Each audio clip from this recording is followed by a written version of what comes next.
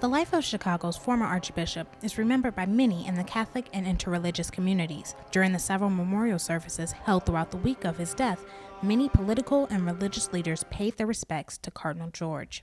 As a church leader, Cardinal George dedicated the last 17 years of his life to preserving the Catholic identity.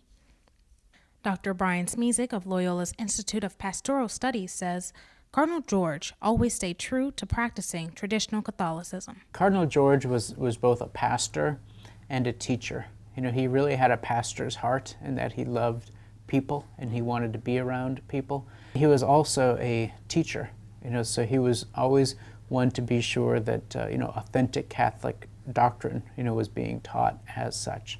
There is no doubt that Cardinal George left a great legacy here in Chicago. But what is also significant is how available he made himself to anyone he encountered. Even students here at Loyola can recall personal experiences they've had with Cardinal George.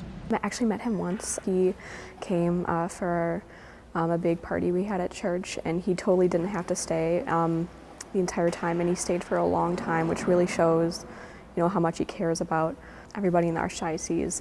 He had a very nice laugh, and he had very nice things to say, and I could see that he was a really, really nice man, and I do feel kind of inspired by him to keep on the faith. Various memorial services held for Cardinal George were open to the public, but funeral and burial services were private. However, Loyola held Mass for Cardinal George at the Madonna della Strada. Cardinal George was not a Jesuit. However, according to Dr. Smizik, Cardinal George still carried himself in a way that mirrored the Jesuit mission.